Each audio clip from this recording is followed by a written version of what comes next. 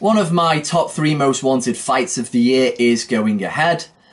WBC Super Flyweight champion Srisaket Rungvisai is going to be defending that belt in a rematch against Juan Estrada. Their first fight last year was the best fight of 2018 for me, and Rungvisai basically out-hustled him, I thought, in those middle rounds, snatched up most of them, and despite a strong finish by the Mexican, I thought he was the rightful winner, with a majority decision being awarded to him. As a result, he probably is going to be going into this rematch a slight favourite. He is now contracted to DAZN, as Eddie Hearn keeps calling it. I think maybe a 6-fight deal. And you may not like the smaller guys. You may think, oh, who cares about that? I could beat them up. You'd probably be wrong there, though. But this is quality boxing. Rungvisai is easily in the top 10 pound-for-pound fighters in the world today. And Estrada's a really quality operator, really in the same kind of mould as a Juan Manuel Marquez.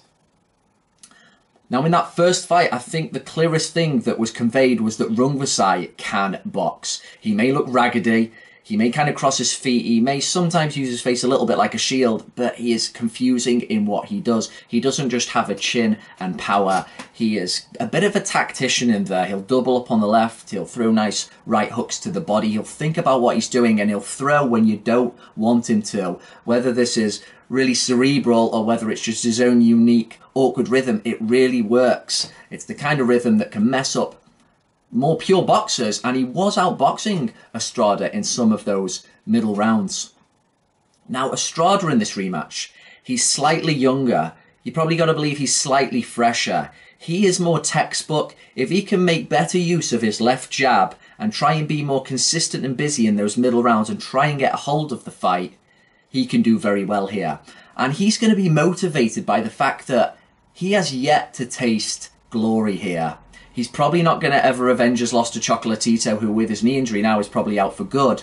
But he can take that with him. He can bring that into the ring, and he can maybe convert that into a victory. Again, he hasn't really tasted the high heights. He knows this is really his chance now to get things done. So with all those little extra things, a little bit younger, use your jab more.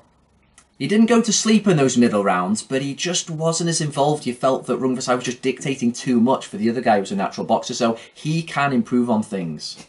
But, having said that, Rungvisai is such a unique mix of strength and awkwardness, and I feel generally just his confidence at the moment of not being denied. I think he is going to somehow find a way again to edge this one in his favour. I think it will take a different route. In the first fight, Estrada started well, then kind of dipped off of Rungvisai, swept up most of the middle, then ended strong. This time, expect him more even throughout, but for Rungvisai to have a great finish at the end, that is how I see it going.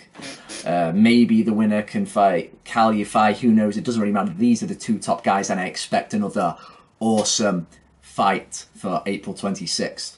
Pretty excited for it. How do you see it going?